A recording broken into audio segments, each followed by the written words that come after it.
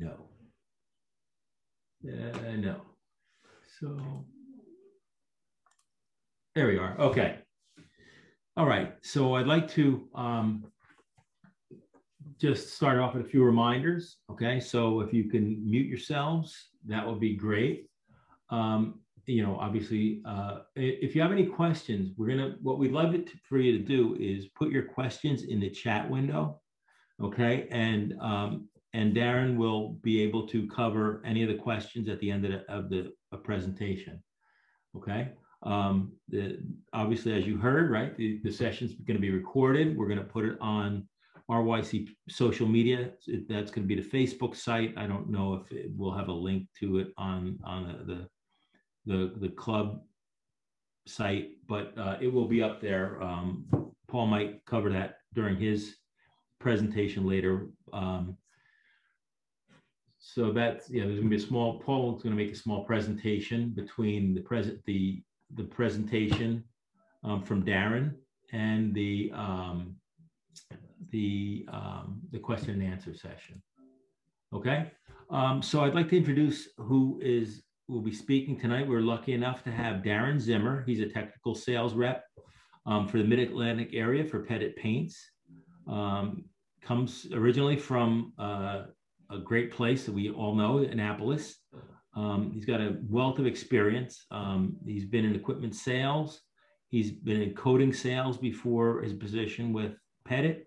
He started out working on boat yards, doing fiberglass repairs, fabrications with a boat builder down in Annapolis.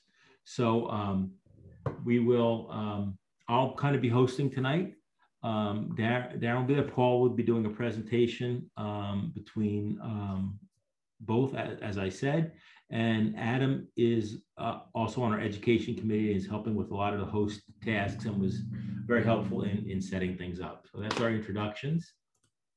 Okay, so I will unshare now. And you've all had a sneak peek about Paul's presentation. So Darren, if you want to take over and yeah.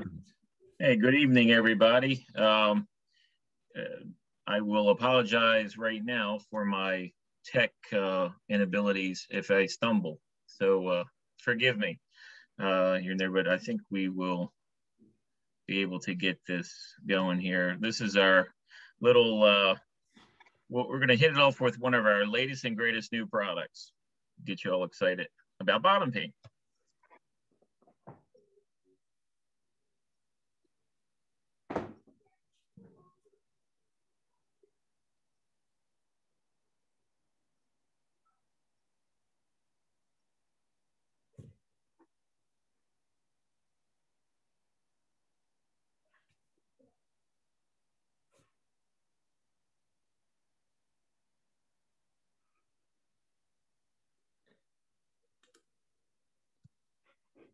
How do you like that? Have you ever thought of a bottom paint being so sexy? That is our latest product. We recently had EPA registered. It's a triple biocide product. It's not an entry-level price point, but boy, it's effective, and it has the only industry 24-month hard growth warranty. So when you purchase a product like such as this, you're getting longevity and durability versus some of your entry level or entry price point products that you typically have to paint every season. So consider the performance, the triple biocide, soft and hard growth, how it comes to an effect. It is quite impressive. We've had this tested for almost a decade now, just waiting for the EPA to allow it. And it's a quite safe product in today's standards. And it's a very good performer in the Caribbean on up through the Great Lakes. So that's what we're going to hit that off with. Now we have a variety of other products and a lot of changes. So we're going to probably have a lot of Q&A, and I'd like to hit those, whatever you guys may feel is necessary, but I could run down the list and highlight the products, and I will show you our latest anti-fouling bottom paint color card. I hope everybody can read this okay. So please let me know if you can't and you see my mouse. So we're going to start off, with everybody's interest right now. This is springtime. This is bottom paint season. And there have been a lot of changes over the past few years. In fact, there's been a ton of changes in the past 6 months.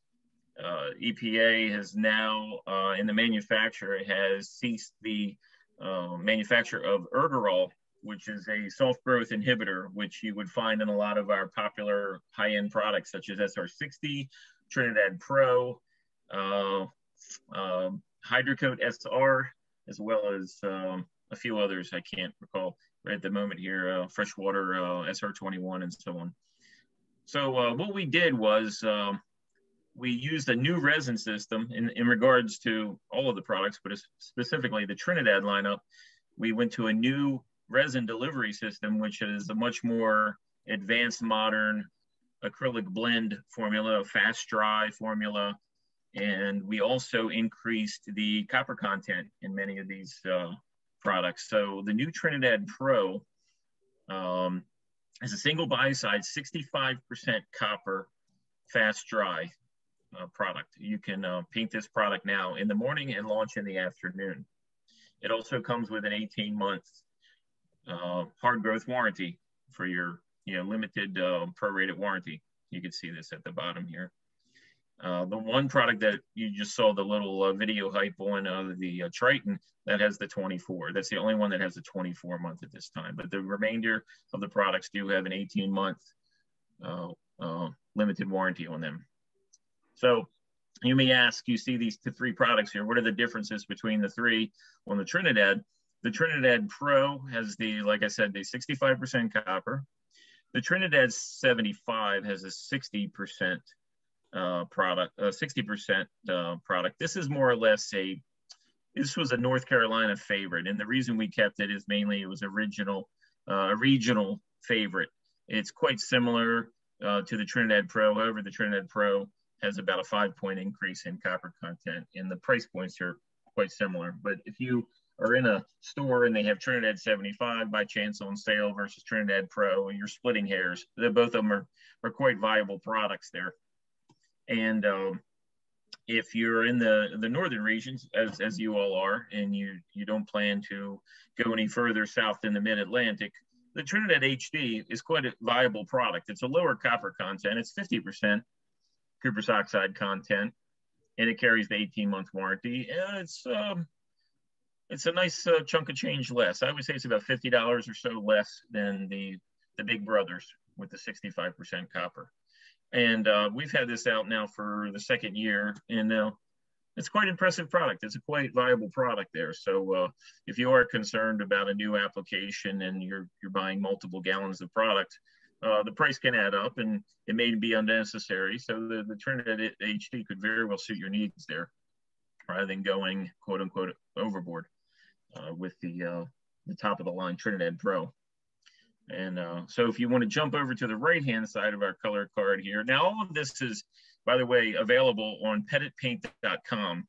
We have a lot of videos, a lot of instruction manuals, a lot of details that can easily be found on a very simplistic drop-down menu on our webpage. So if you feel the need, you want some more detail of any one of these products, the color card is on the page, the Pettit page, the videos, the specs, the details, the SDS sheets, the whole 9 yards is on there. So feel free to peruse that page.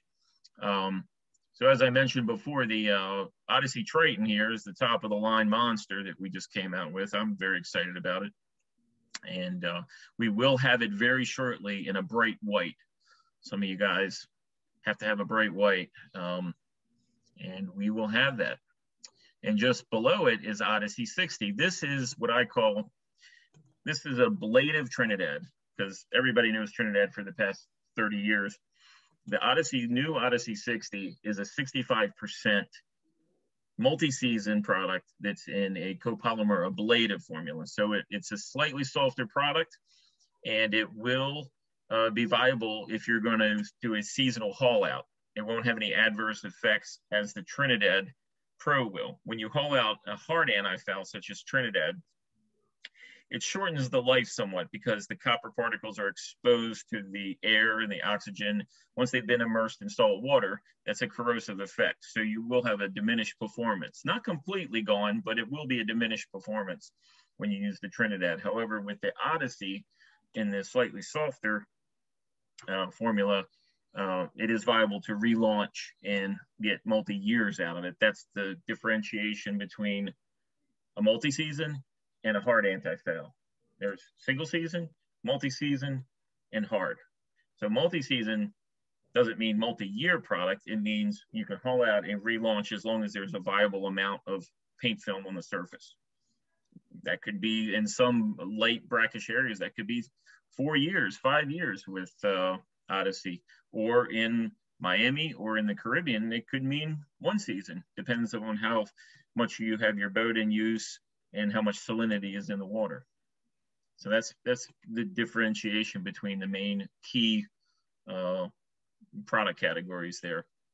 I'm going to jump down to the more of the, I want to say the entry-level products, which are pretty much the mainstays in the Mid-Atlantic region, based on the fact that we have shorter seasons, based on the fact that we are in a lot of tributaries and brackish environments. Our seasons are shorter and not as long run. Hydrocoat is a phenomenal product. It's been out for almost 25 years now. A great multi-season, easy to use. The key with this product is the product is soap and water cleanup, no smell. You don't have to wear a respirator. Is quite a great performer. It can go on virtually every previously painted boat out there. Because it's water-based, it doesn't have a solvent issue with or contradiction with the product that was previously on there. So it goes on gently. It holds on, grabs on very well. It's just a very nice product for us, and it gains in popularity every year. This is also, here's a little secret tip here. For those who have inflatable boats, this is also inflatable boat paint. You may see in some stores little quarts of product that says inflatable boat paint. Well, that's hydrocoat inside the can for people who don't do the R&D. That's literally hydrocoat in there. So if you have a little inflatable rib or what have you, this is perfect for that. So if you have a quart of that left over after you're done painting your hull, boom, go right to the hydrocoat. Hydrocoat Eco right below that is a copper-free product. So if you have a boat with a sail drive or an aluminum boat, pontoon boat, what have you, or you just want to go green, Hydrocoat Eco is a quite viable product in that nature. It's low, no VOC, soap and water cleanup, and no copper. And Black Widow and Vivid are more of a niche product. They're racing formulas. They don't have a high amount of biocides, but they, in regards to Black Widow, it has a lot of slicking agents in it. Teflon, silicone, molybdenum, graphite. I think there's something else I forget in there. Anyway, it's a lot of slicky stuff in there. So that turns into, when you polish the hull or sand it with like a 600 grit or buff it, that's for the racers. You're going to pick up, on a sailboat, you'll pick up about a quarter knot or so. On a power boat, a lot of the sport fish guys, the Vikings and all use this product. They pick up a couple knots. Now, if you're just a weekend warrior, it's not the greatest product for you because it doesn't have a ton of biocides in there. It has an adequate amount of biocides, but it requires a little bit of maintenance throughout the season. The divers on racing sailboats typically scrub on the bottoms every 1 or 2 weeks, run a sponge across it or what have you, and it's perfectly good for that situation. Vivid follows right closely behind it. The benefits of Vivid is it has all these beautiful colors that you can mix, from pure white to just pitch black. Color fast, stays great. It's great for a boat that goes on a trailer intermittently, on a lift. Great performing product. But once again, not the strongest product, not as strong as the Odysseys, not as strong as the Trinidads. You want to use that for your little runabout Boston whaler, your little go fast boat, the boat that wants to look pretty. No offense, the wives typically want the canvas to match the bottom paint, and this is what this is what they get. They get the nice dark blue, rich color, or the black, or the bright red, or the bright yellow, and it really is an eye-popping color there. There's quite a few Hinkleys in my area that have the red on their bottoms, and it's quite impressive looking when you see them coming around the bend. We'll jump over here on the right-hand side. Darren, if I could Yes, interrupt sir. you quickly. A Yep. couple of questions coming up in the chat talking about compatibility. Okay. Specifically, would Black Widow be compatible with Vivid, or compatibility issues with some of the other products? Sure, sure. Okay, great question. The general rule of thumb on anti-foulings, at least in our world, until you get into the really highly technical products, SPCs or things like that, most of these products that I've discussed this evening, is the general answer to that is you can put a softer product over top of a harder product, but not vice versa. So Black Widow is a hard polishing product. Vivid is a hard polishing product. They're not true hard like Trinidad.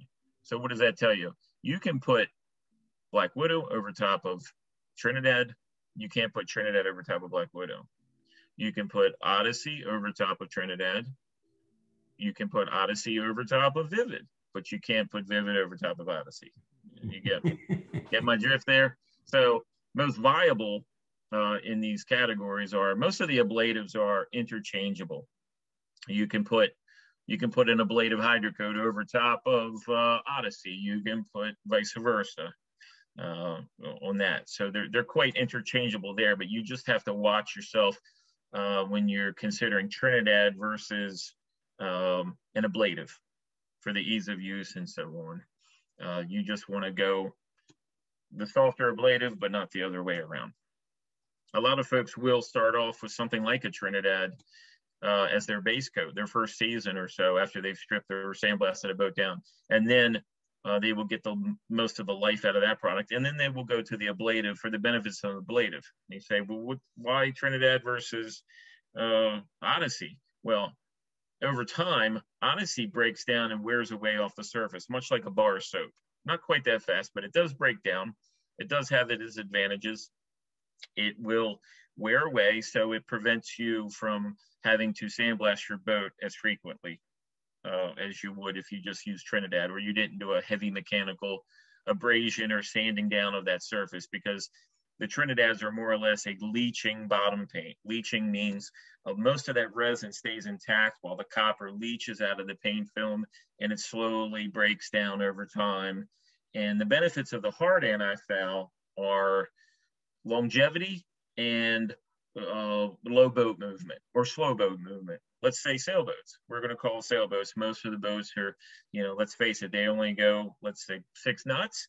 And that's not enough to create a heavy ablative effect for the maximum performance of an ablative. So people rely on the hard anti-foul to leach out the biocides out of the surface. So that boat could be sitting still on a T-head. That boat could be cruising slowly around the harbors, and it'll still have the same level of performance. So there's a benefit why you would use the Trinidad versus the ablatives. Another good point about a Trinidad or a hard anti-foul, if you have a go fast boat that does 40 knots and above, that holds on a lot longer than an ablative would. But for your average cruiser, ablative's perfect for that. Now, another instance is I want to sail throughout the Caribbean. I want to get the most life out as I can out of my boat bottom as I can. You want to put a couple, 2 to 3 coats of Trinidad on in that aspect, because you're going to do a lot of nautical miles. And it will stand up to all of that boat movement throughout that journey, and it'll give you more life than an ablative would. So there's a lot of little variables there. They will all work in some level, but some will work better than others. So it's kind of, it's a little bit of trial and error in some, a little bit of asking your neighbor, a little bit of asking the expert, which the best scenario to go with. And there are many different nuances. So please ask me if you're further confused, because there is a lot of differences there. HRT, we'll move over here now to HRT. The HRT hybrid reactive technology. This is a simplistic version of the copolymers that I explained above. these are more yard level or budget oriented products that are quite viable in the Mid-Atlantic area. We'll start off with premium HRT at the top. This is considered a multi-season, actually. It's 45% copper, which is quite substantial, and it carries a pretty reasonable price point. I think it's low 100s on the price point. Easy to apply. The colors are really rich and nice.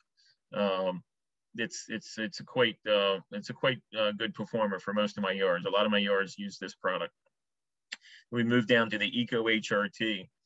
I'll tell you, every single pontoon dealer on the Delmarva Peninsula, I would say 90% of them use Eco HRT.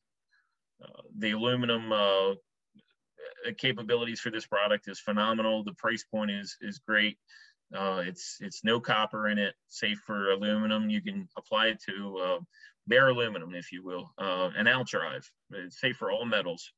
It does very well. It is a seasonal product, so it's not quite a multi-season. It will show somewhere in the middle toward the end in a pretty salinity rich area, tributary. It will show some wear and tear at that point. It will start to see some growth. So, but it is it's one of the best products you can put on metals these days. And new this year, we have it in a spray formula for the guys who don't want to brush their out drives and get up in the gimbal housings. You can just buy a can of that product there. Most popular is the black. We do have it in gray. I call it pontoon gray, and a few people enjoy it in the blue. Neptune, which is in the HRT category, that product is our little brother to Hydrocoat. Hydrocoat is a 40% multi-season copolymer, water-based. The Neptune is 23% copper, water-based. It's a better price point by about $50 or $60, lower copper content. A lot of my yards who want to be green and use water-based, all the yard guys love it because it's so much easier to apply. You don't need a mask, soap and water cleanup. They use this product, and it's quite respected, quite a good performer. And right below it, simply enough, the Unipoxy is an entry-level yard product. It's the same copper content as the Neptune. It is a solvent base, and it's a faster dry, of course, than the Neptune. So that's pretty much 6 and 1/2 dozen the other, if you will. Neptune and HRT are pretty good performers. Just one has the benefits of being a water base. And the barrier coats, we can get into that technically if you want. That's our primer / barrier coat. Difference between us and the competitors is 1 coat is a primer, 2 coats is a barrier system with us because we have a high solids formula. We have a high aspect ratio mica flake. So you don't have to dance around the boat. As you see right here, my little asterisk here, my little cursor. High build formula covers in 2 coats versus the competition's 5 or 6 coats. You get a much higher build, much higher water impermeation coating with 2 coats than with any other competitors. And I don't know about you. I mean, I sell bottom paint. I'm around boats all day long, but I don't want to dance around a boat 5 or 6 or 7 times if I don't have to. And that's a perfect primer. If you're ever going to sandblast, if you get a new boat, boom, that's the product to use. It's a great adhesion promoter for anti-fouling. A lot of people ask, well, I don't need a barrier coat because my boat comes with a 10-year hull warranty, yada, yada, yada.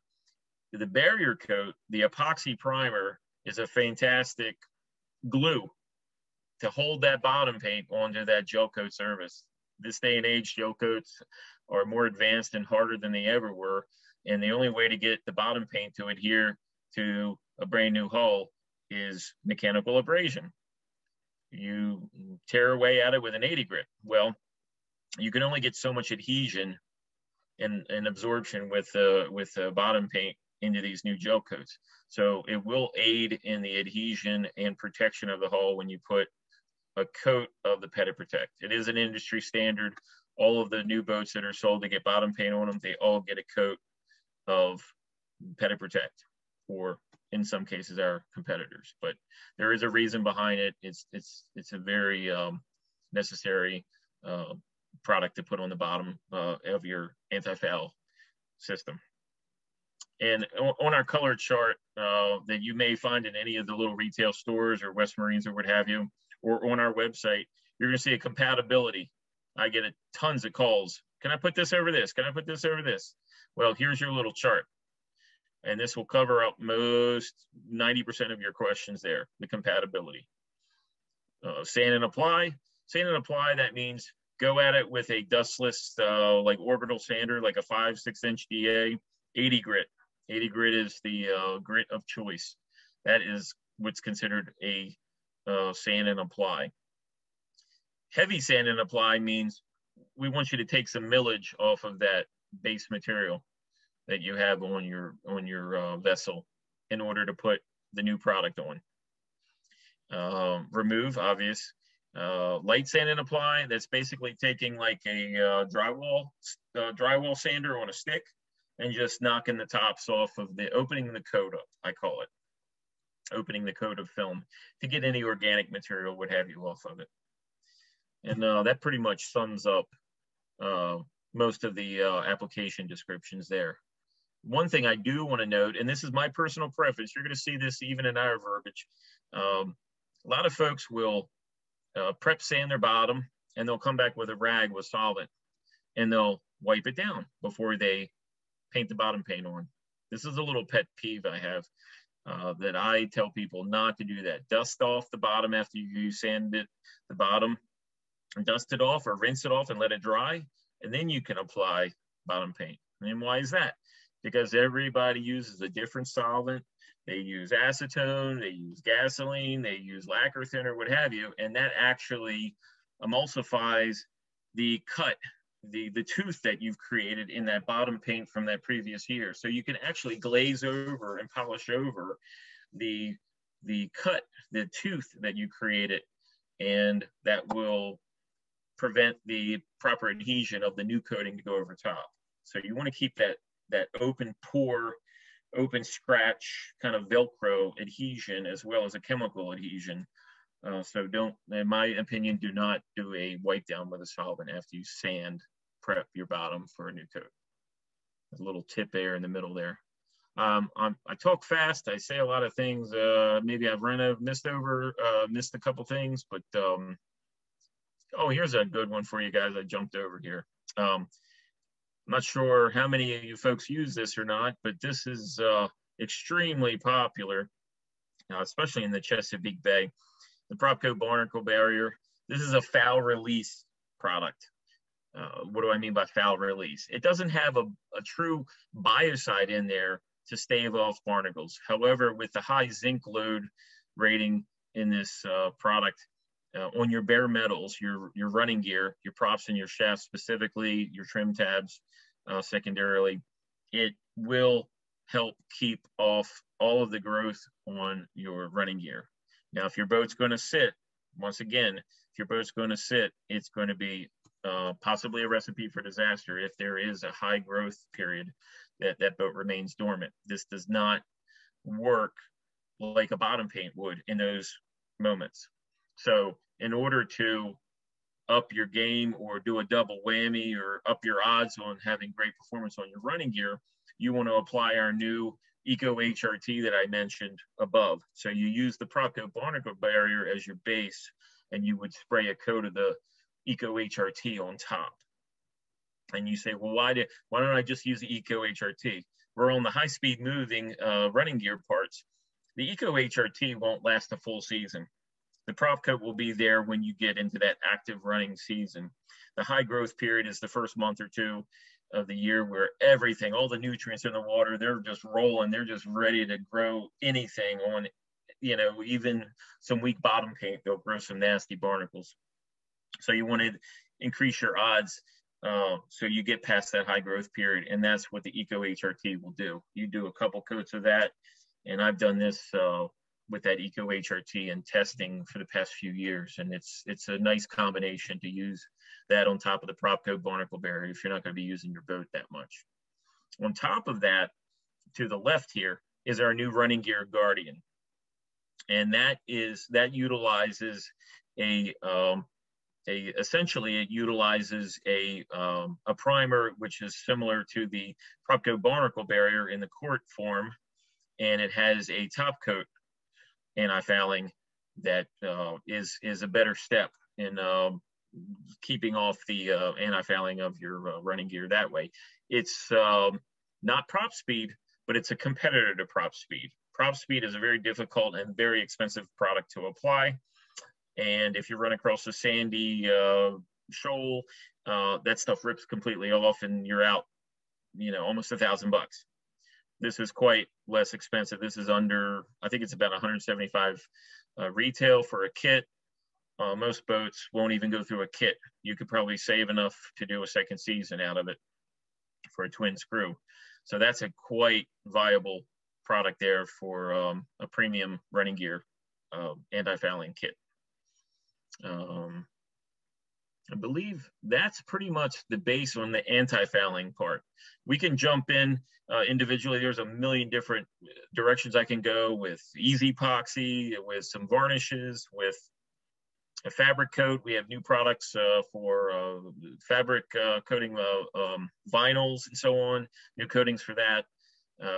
We have a new paint stripper that's coming out. Those are all kind of premature for me to talk about them, but I can certainly talk about Captain's Varnish and easy epoxies if you guys have some Q&A on that. If not, if you have more questions about the NFL, that's what I'm here for. So, using metal parts as a jump-off point, there was a question in the chat about products to use on an iron keel. Iron keel. Well, iron is a more noble metal than a copper. So you can use any copper-based anti-foul on iron. Iron or lead, they don't have any chemical reaction with any copper-based. So virtually any product that you want. I mean, you could certainly put an eco on there. You won't have any conflict with the electrolysis if you do that. Also, if you do the barrier coat, you won't have that either. That will create like a protection, a glove protection, so the copper particles won't be compromised by the electrolysis that could be random in the, you know, the boat could be connected to a poor grounded system or you know, a dock that's not grounded properly. So that will shorten the life of a copper-based NFL. However, the eco-based products won't suffer that because of that. I've seen that many times in they call it hot marina. So you got to be cautious. A lot of times, most of the time, it's not the bottom paint, it's where you're at. It's you got to be looking around in your surroundings. It's your neighbor who installed an air conditioner and hooked the common in the ground altogether, and it's making your boat hot because your boat is connected through your grounding system in the water. So you know, you have to be mindful of your surroundings as well when you're gauging your performance of your anti-foulings. Any more questions there? Looks like there's a couple questions that came in more focused on the preparation stages. Okay. And even some talking about varnishes and topside paints, if you had any on that.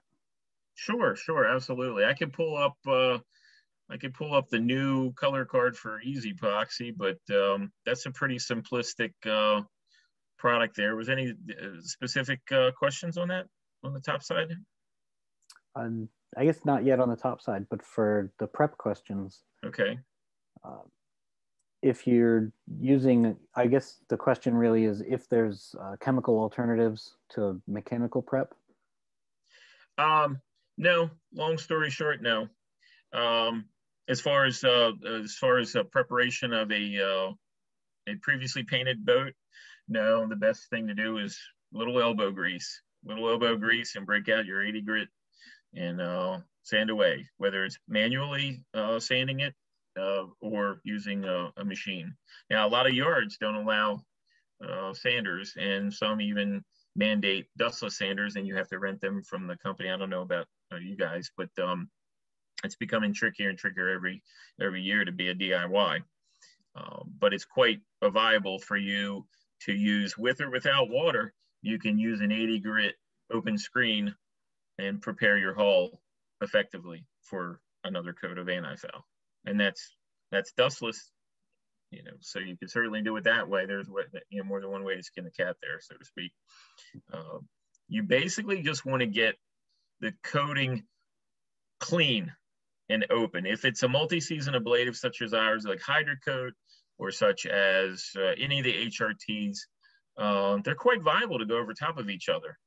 But I err on the side of caution. I love preparation is the key for performance and longevity.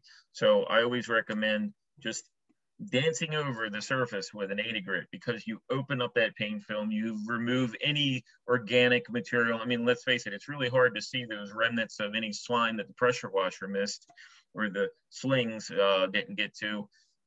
It's easy to overlook that on a black hull. So the best thing to do is, if you got a 30-foot boat, spend an hour underneath of it.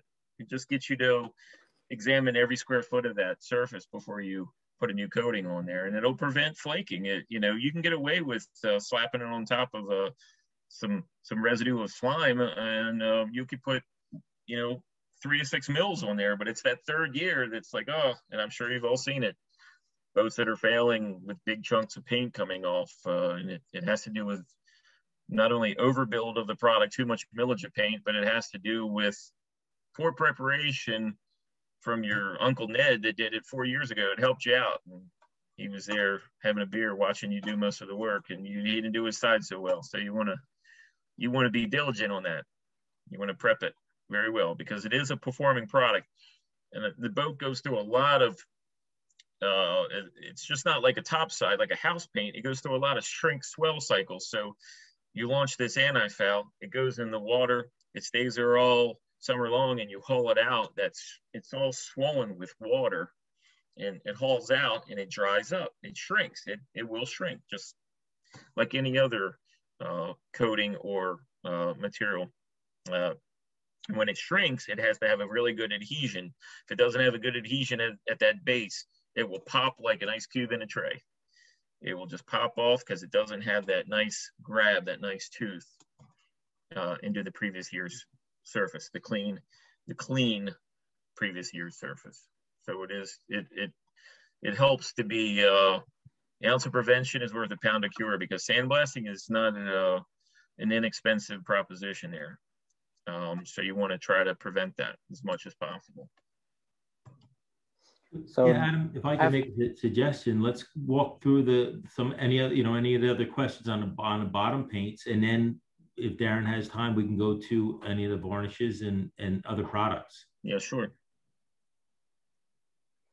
Yeah, it was. So you got your prep all done, and a lot of these products can be really hard to mix, even with a hardwired drill. So I wondered if you had any suggestions for mixing properly. Well, there's a couple tricks. If you've bought this product a year before, or you bought it on sale like last fall or what have you, especially with the products such as Trinidad. Trinidad's got about 14 pounds of copper in it. It's 14 pounds of copper dust. It's a nice door stopper. And those solids settle out of that product in the course of a month. So a good thing to do is put it in your hallway, in your mudroom or what have you. And every time, like the month prior to you going to paint your boat, flip that can over. Make sure it's well sealed, of course, but you flip that can over. You come back the next day, you see that can, you flip it back over. You take your shoes off, flip that can over. It settles, it moves every time you do that. You flip it, once a day or every other couple of days. Every time you see it, you flip it. And that keeps that paint animated. It makes it a heck of a lot easier when you crack it open to run your little cordless drill, your little drill spinner on there to get it nice and smooth and creamy consistency. If not, you could take it to most of the little marina stores and what have you, and they'll be glad to put it on the shaker for 5 minutes. And if it doesn't shake up to that point, and you purchased it within the last year or so, give us a call, give your local marina a call, what have you. Or if it's just like milk. If it looks bad, smells bad, something weird's going on with it, don't put it on the boat. Please don't do that. I've had folks with poorly sealed lids, especially with the water-based products, and it'll get a hard skin on the top of it. And they won't even open up the lid and look at it before they mix it, and they'll put it on a shaker or what have you, or they'll shake it by hand, and they go down and they try to apply it, and it's all these specks of hard product within the paint. And of course, you know, it's the paint's fault, of course, but no, it's just where they didn't seal the can, or the can got compromised somehow. So please inspect your paint before you go through it. And if it does act funny, or if it's not rolling out properly, then stop immediately, you know, because it's hard to get paint off of a bottom of a boat if there was something that affected it somewhere, compromised that product somewhere along the line. But a perfectly good can of product, Trinidad or what have you, they're good for many years.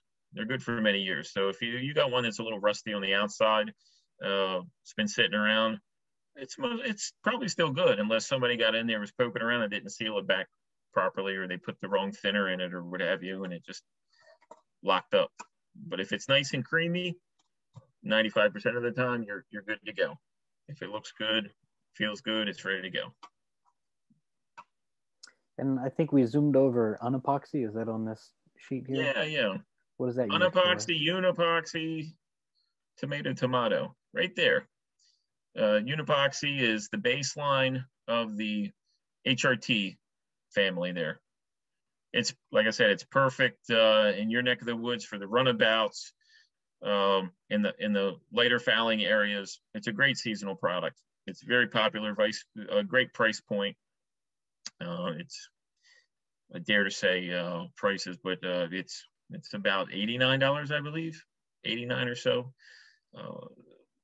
I sell a ton of that. Most of the yards in the Mid-Atlantic use that as their entry-level product.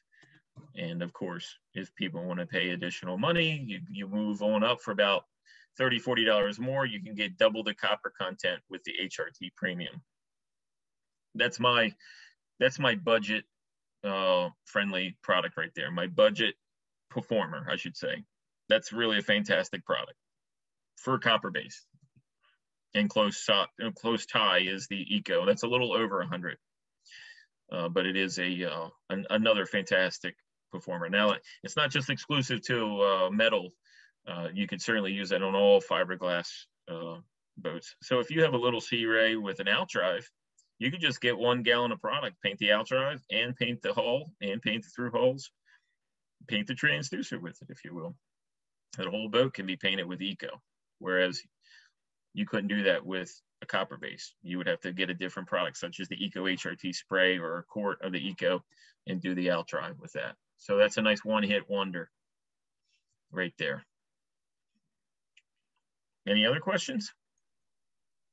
There's a couple coming in, but Okay. I think there's still some interest in seeing what products there are for top sides and for varnishes. Oh, absolutely, absolutely. Okay, if you give me a few seconds here, I will try to find my other product here, my other screen here. I'll have to jump off of this here now. Let me see here. Jump off of this and get back in. Let's see. If we're talking about top sides, we'll jump into the easy epoxy. How's that here? If I can find that, I apologize. Let's see.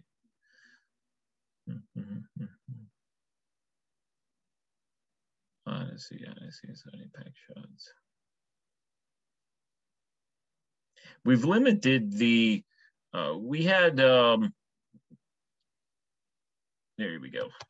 We had a substantial amount of colors with the easy epoxy line, and we simplified it. We had what was called the 80-20. 80% of the line sold 20% of the time, or whatever that analogy is. So we cut it down just due to performance of the product.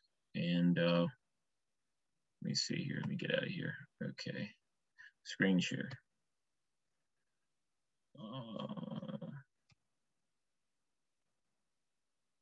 Now that may be filled up with this my tab here. I apologize there. So top 5 finishes, we have the most popular colors here that are, like I said, 80%, 90% of the oh, this is this borrowed computer. There we go. Okay, I'm trying to minimize it. There you go.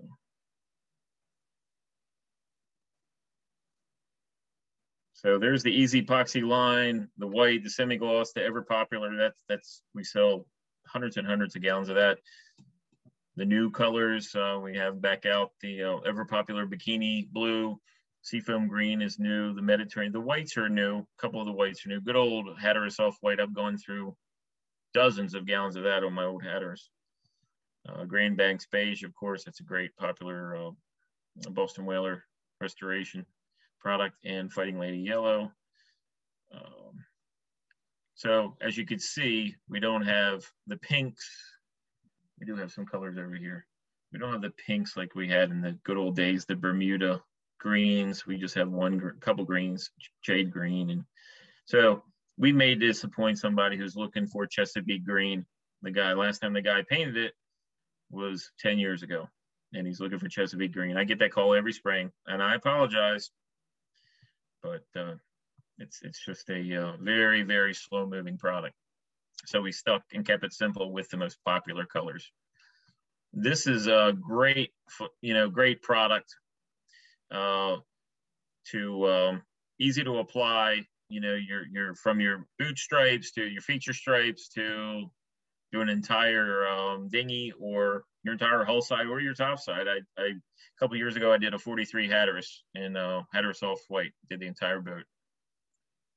It's beautiful. I got a lot of compliments on it. Now, this product along the way, about 10 years ago, I helped develop this product. And this is a great product as an adduct for your easy epoxy, especially in the springtime. Hands down, as you know, a one-part enamel is a little tender, especially if you're using it on a deck application in a textured surface.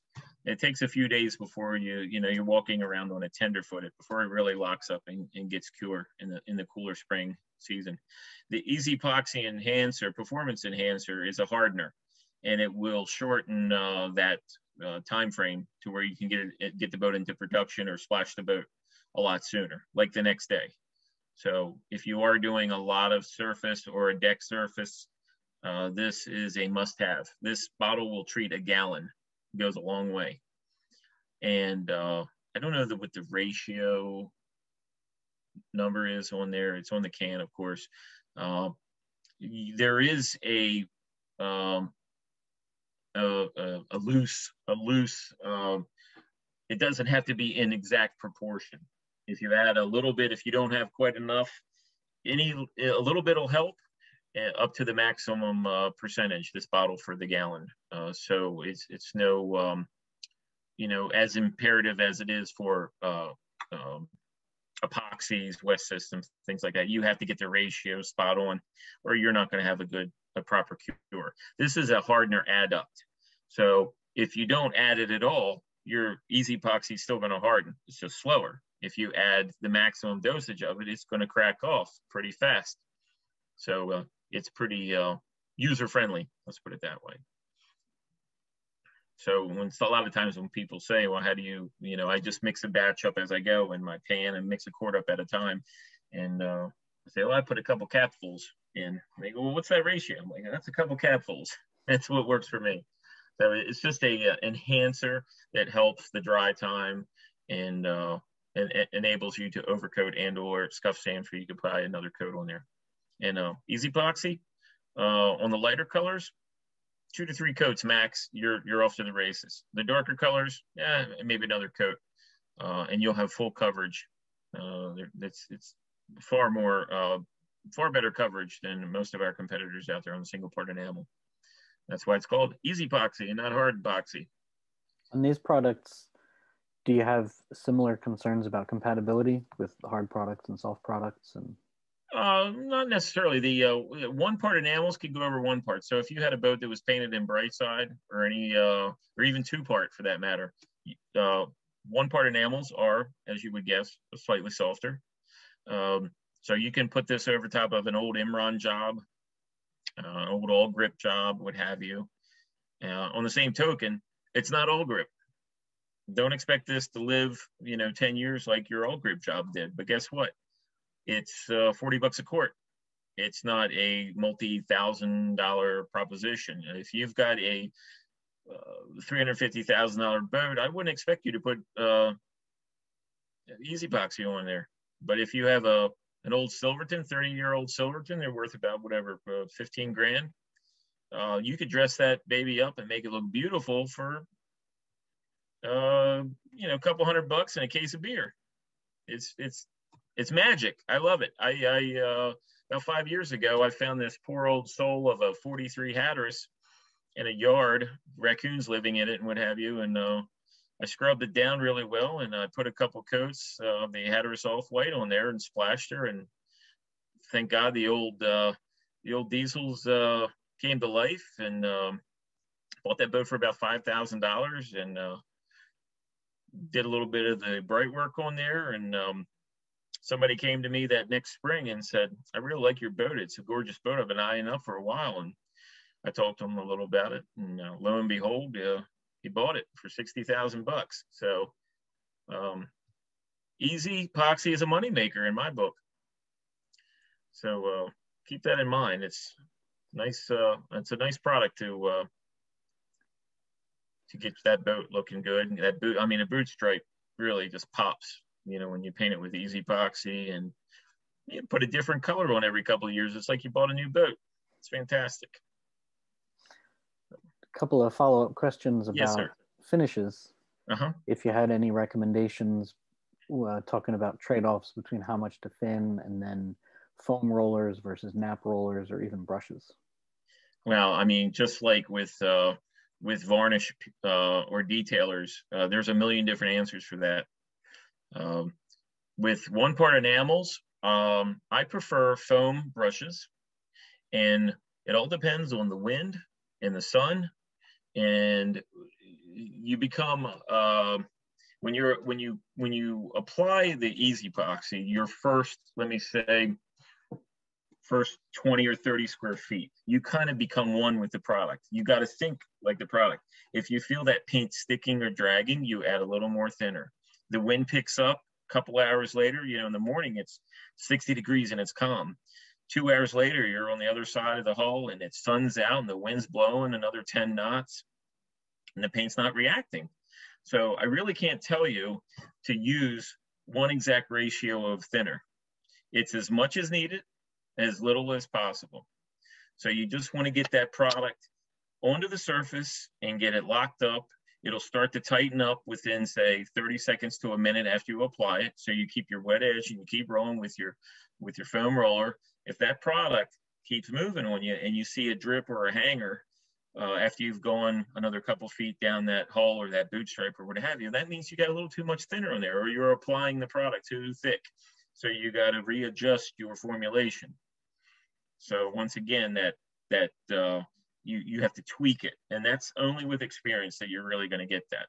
But I always, with easy epoxy, for whatever it is, I don't know if it's just me or what, I always put, once again, I always put that 1 or 2 capfuls of thinner in the, like I would say, pint that fills up my little paint tray. I always put a couple capfuls to start with and get it lucid and get it moving, and then I will apply with the foam roller, and I'll tweak it. That initial, I'll tweak it, and I'll get my mojo going, if you will. And you just roll it out, and you just gotta look at the paint. You gotta react to the paint and react to the environment, because you're painting outside. It's no stable environment, and so you just have to adapt accordingly.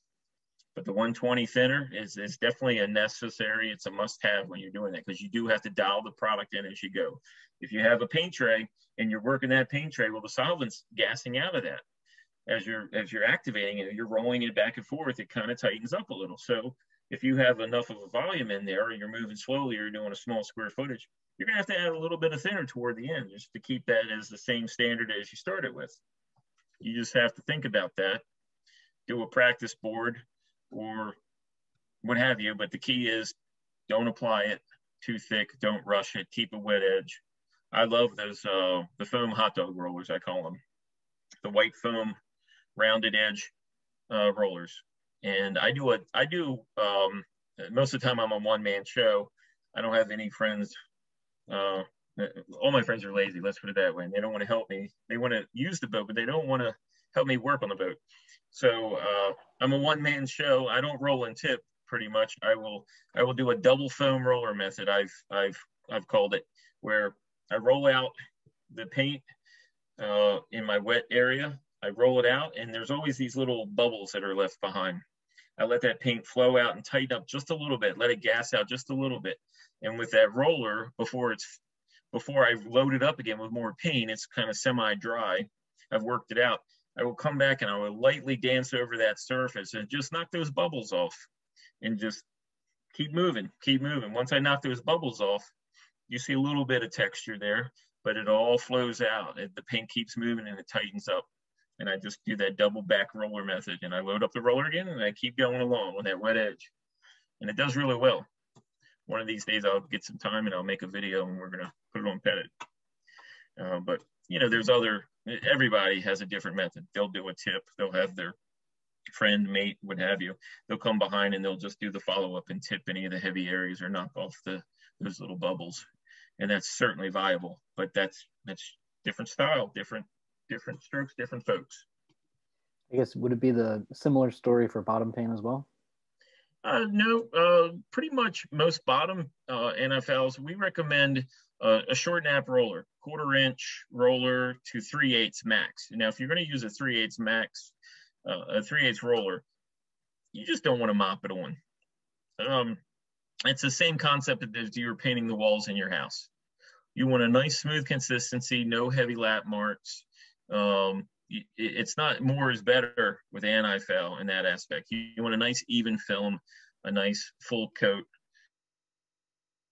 We'll apply about 5 mils wet thickness with the 3/8 snap roller, which means it would dry to about bottom paint. It'll dry to about 2.5 to 3 mils, which is a perfect coating. I've seen many folks use a foam roller. That's fine, but just imagine you're putting on 1/3 of the millage as you are with the thicker nap roller. So that's the longevity and performance you're going to get, because all that paint film has the copper particles in it, or the biocide. It's not a cosmetic coating as much as it is a biocide. It's got active ingredients within it. So if you want a smoother finish, you use a shorter nap or a foam roller, which is a super thin finish. You're going to have to apply that many more coats to get the proper millage for performance. So short the foam, I would say 2 to 3 coats, 3/8 snap roller, a little more texture, 1 coat, maybe 2 coats. That's great. Thanks a lot. Mm-hmm. And I guess if we have a couple of minutes left, we can touch on some varnish. Okay, varnish. Nothing's changed much with our Captain's varnish line, our flagship Captain's varnish line. I mean, why mess with perfection? It's a fantastic product. It's easy to use. There's a million different varnishes and Brightwork products out there. You know, everybody, you know, like I said, it's everybody's got their own favorite out there, it seems, but the industry standard is the Captain's and the flagship. The ease of use, the repairability of the product, the easy to remove aspect of it, the forgiveness of the product overall, it's just a very standard in the industry there. Now there's going to be 2-part products, Epiphanis, there's going to be all finishes, all brights, or all wood and so on. They're very expensive, they do last longer, but they all have their downfalls. Price and technique is a lot of factor in a lot of those products. So the Captain's varnish is just a viable, very viable product. The Captain's is used mostly, it's less UV inhibitors in it. It dries a little faster, so it's great for cabin soles. It's great for in your house or on your deck surfaces or your cap rails or what have you. And the flagship is a great product for it has a lot more UV inhibitors in it, but it's also, when you add more UV inhibitors, it's a little softer product, so it's not good for the cabin sole. So stick to the captains for your build and your flagship for your finish, and that gives you that UV coating on there. So both of them have UV, but the flagship has twice as much, and it is a little softer. So that's pretty much, it's pretty basic product. You use the 120 thinner. You use our easy wood sealer for the initial coat to let it soak into the raw wood, or you can use a reduced, like say a 30 to 50% with the 120 thinner reduced first coat with Captain's Varnish.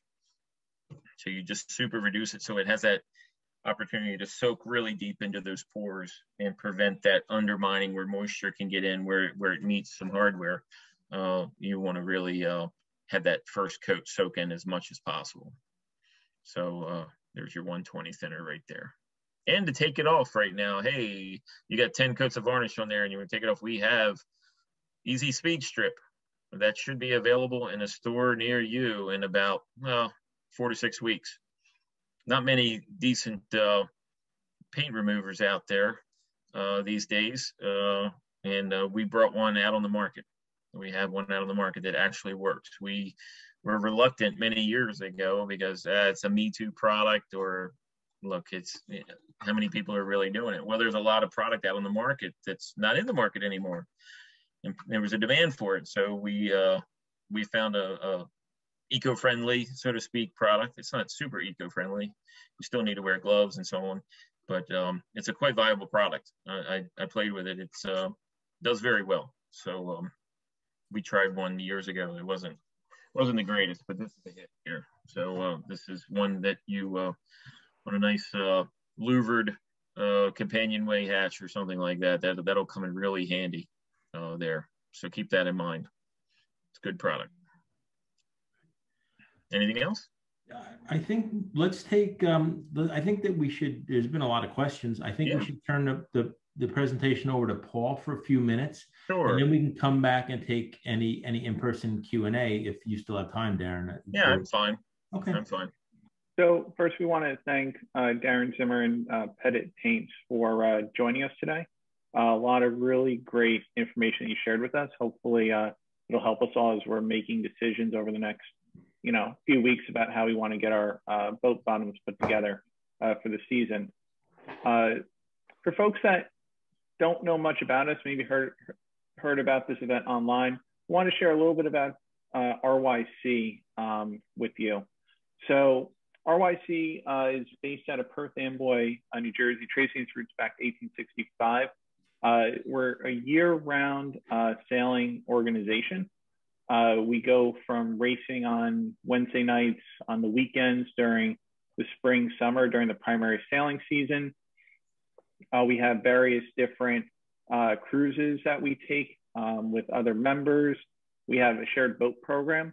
So you don't have to own a boat to be a part of RYC or to go out sailing. You can be a part of our shared boat program, which has Colgate 26s in it, a Catalina 25. And we also offer just a wide range of other programs.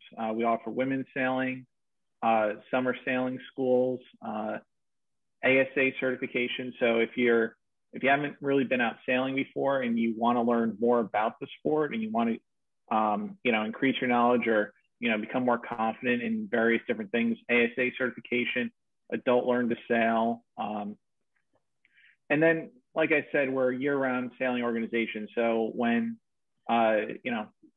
November comes along and it starts looking a little cold outside, we swap over into what we call our frostbiting program, where we're out just racing out right in front of the club in little JY15s. And then when it just gets pretty cold, like January, February, March, we actually flip over to remote control lasers. For those of you that have a lot of social media access, right? Check out our RYC Facebook site. It has a lot of videos, has photos of just all these different activities that we offer. You know, we encourage you to reach out to us, right? This is only one of a few events that we have planned for this season. You know, take advantage of them. And, you know, we look forward to seeing everybody out there again. Lou, if you want to switch to the next slide. Sorry about that. Yep, no problem. So the next event that we have planned is for this coming Monday. It is with a local organization, Save the Coastal Wildlife. So it's a group that's based right out of Raritan Bay, Jersey Shore. They're going to join us to talk about, you know, what's going on in, you know, below the water in where we go sailing, you know, New York Harbor, Raritan Bay, Jersey coast. So, you know, we're really looking forward to that event. And then we have also other events planned, talking about marine weather, data sets, and how to run a race committee. So all the information will be out there, if it's not already, on either our club website or out on our club Facebook site. And we look forward to seeing you in the future. All right, thank you. So if anybody has any other questions that haven't been covered, if you can, I prefer if you could raise your hand and Adam will keep an eye on it, or if you wanted to unmute yourself and have at it, we can do that as well. I can run down this list as well real quick on the Q&A from before. That's actually a good start, Darren. Yeah, I found this because I wasn't sharing my screen. I didn't have the Q&A up. So I guess the first one, and I'll work my way backwards. I guess it was speed strip. Can the speed strip be used on bottom paint to go down to the barrier coat or gel coat? Not really. The speed strip is more or less for those intricate products, bright work details and so on, or selected areas. Maybe if you want to sail drive, you want to strip down. You still want to take get a higher sandblaster to do the large volume products. It's just not reasonable to buy multiple quarts of that product and strip down a large square foot area there. So it is for those smaller intricate parts that aren't easily sandblasted or sanded. And when you, just to reiterate, like when you say sandblasting, you mean like walnut shell blasting or dry ice blasting or something like that, right? Yeah, most people are using recycled glass. It looks like, you know, it's not silica sand, so it's not carcinogenic. It's recycled, crushed, pulverized glass. And that's soft enough to not hurt gel coat? Oh, yeah. And okay. You really don't care. I mean, gel coat's not going to go away. Gel coat is not a protective product at all. So if you're sandblasting, by all means, get down to the bare gel coat, down to the bare fiberglass. It's irrelevant because you're going to put a barrier coat on there. Barrier coat is far superior than a gel coat. Gel coat is just simply pigmented, aged resin. It has no water impermeation qualities. It's just a cosmetic surface. So anything below the waterline, don't be afraid to sand into that, or, you know, you don't have to replace gel coat if it's gone away, except for putting a primer on it or a barrier coat such as the epoxy. So I get that all the time. Thanks. That's a great response there. Great question there. Let's see here. Application techniques, smooth surface with urethanes. Yeah, like I said, I addressed that earlier. It's all about the finesse of the applicator and finding that nice smooth urethaner type Corona brush or that foam roller, and finding your technique. There's nothing magic that I could just tell you. You buy a bottle of this and it'll work perfect and you'll be a perfect painter. You just have to play with it and then become, perfect yourself there. A little bit of technique. Can I use Hydrocoat Eco over prop coat on a prop and shafts? Yeah, you certainly can. The Hydrocoat Eco is slightly softer than the HRT Eco. So it would behoove you to use the HRT Eco in the spray can or the quart in that nature due to the turbulence of the product. But yeah, if that's what you got and that's what you were painting the hull with, yeah, absolutely, you're good to go there. You could do your trim tabs, what have you. Hydrocoat Eco is great, water-based product over top of transducers and things like that as well. On race boat, I use an ablative paint. I use extra thinner and apply 2 coats with foam rollers, very smooth. What would happen if I don't thin the paint and use a 3/8 snap roller instead? Well, it would affect. Texture is a performance inhibitor. Smooth surface is is effective on racing. You will lose a lot. I've years ago on a brand new center console, they tested a boat out for a customer. Now, of course, there's environmental and weather and barometric pressure and what have you variables there. But they tested a boat out, a brand new boat, and it was doing 40 knots. And they put 1 coat of paint on the bottom of the boat, and it lost 2 knots. They put 2 coats on, it lost 3 knots total off of it, a gel coat finish. Then they went back and they burnished the surface smooth, and they brought it to within the same speed as they originally had. That was one of our test products they did. So texture means a lot. I know personal experience, 3 barnacles on a 25-inch prop means 200 RPMs. So just 2 barnacles that I went down and mechanically removed myself, and it was a world of difference. So think about that. Even your trim tabs, if your trim tabs are getting growth on them, that's going to slow your boat down, even though the rest of the hull is looking good. So it helps you to do the best you can and afford to prepare those to stave off all this growth that we get. I think we answered this. What is unipoxy and what is it used for?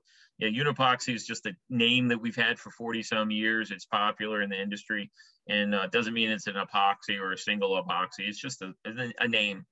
It's annoying sometimes to me because I have to explain all this, but a unipoxy is a good old standard in the industry, and it's just the entry level bottom paint.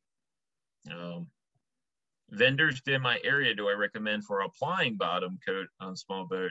I don't want to get myself in trouble, but there's plenty of viable folks out there, and your neighbors would be more capable of answering that question than I.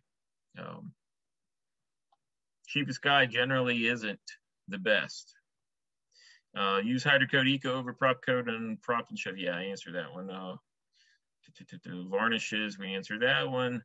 Water wash after sanding. Yeah, absolutely. Just do a rinse off to remove the dust after you've, just rinse off. You're going to get some dust on the hull sides and what have you. Just rinse off the whole boat. Don't use any soaps or anything like that. Just a nice clear rinse after you've sanded the boat, and you come back the next day when it's dried off and go at it. It's a nice surface there. Drywall sanders are perfectly viable with the 80 grit screen. Absolutely. If it's a pretty respectable, clean surface and you just want to dress it up and do a once over, yep, a lot of yards do that. Still benefit with hot coating bottom paint. No, the only viable time you need to do hot coating is to go from the barrier coat to the bottom paint. You have to apply bottom paint. If you are doing a fresh build or a brand new build, when you apply the Pettit Protect epoxy, you have to hit it in that hot coat plastic green phase so you get a chemical adhesion. So that means as soon as the Pettit Protect is dry enough where you can press your thumb and get your thumbprint transfer, but not the paint onto your thumb, that's go time. And keep in mind, you got a sunny side or what have you. You want to hit that one first before the other side, because that's going to heat up and kick off that epoxy that much quicker. A lot of common sense comes into play there. Typically around 2 to 3 hours is the go time at 70 degrees where you make that chemical grab. Otherwise, if it's late in the day and you're not able to paint that bottom, you can come back the next week or the next month and apply an additional coat of Pettit Protect and then hot coat it, or you can just mildly sand it with 80 grit to create a mechanical tooth and apply over top of the barrier coat or primer at that point. Yeah, copper with steel. Yeah, where you address that. No issues with copper on steel. A lot of barges have copper-based anti-foul on them. It's always recommended, though. The barrier coat is a great insulator on any metals. Lead, it's adhesion promoter on lead keels. It's an adhesion promoter on iron keels, adhesion promoter on aluminum and protector of aluminum, so on and so forth. It's a great universal primer. Vivid's very difficult to mix. Yeah, we talked about that, but this may be an isolated incident. Very thick Vivid. If you still have it, if it's been in the past year or two since you bought it or what have you, yeah, give me a call individually, Lou or everybody. If you would send out my phone number, you can text me, call me, what have you. If you have any questions, I'd be glad to answer them. On, you know, any specific things or any follow-up on anything I discussed tonight, I'd be glad to talk to you. I'll do everything but paint your boat myself.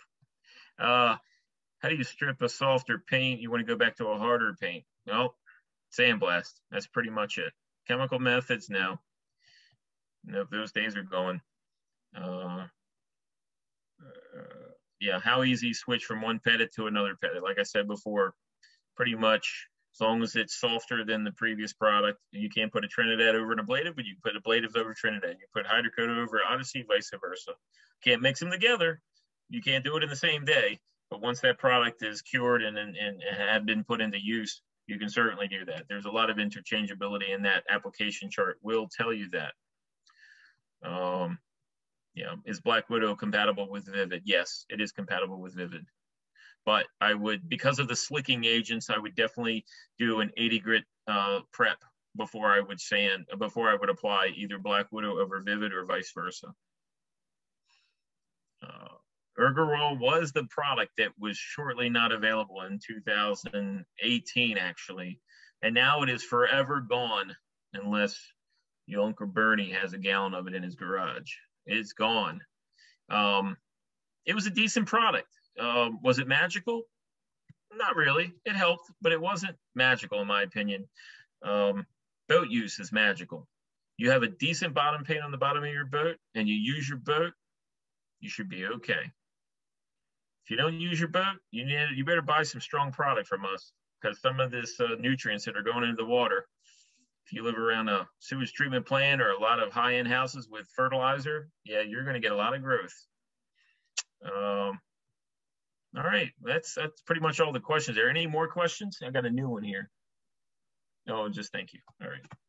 So yeah, a lot of this was just random Q&A. I just ran down the products there. We have a few more products that I didn't discuss, but I think that the high-end targets were hopefully answered a lot of your questions here. And I'd be glad, like I said, just give me a buzz, give me a call. I'm pretty reachable. I sell bottom paint, so call me. Don't be afraid. Okay. I did unmute myself. Well, thank you very much, Darron. This was excellent. Thank you. I really, really appreciate it. Thank you for the time. Probably the easiest way, I didn't put your phone number on the slide at all, but if anybody wants to email me or reach out to me, you know, via the club, I can forward you on Darron's contact. Certainly. Yeah, certainly. Yep. Okay. Absolutely. All right. Thank you, everybody. Thank you for your time. Thank you guys for showing up. I appreciate it. All right. You have a good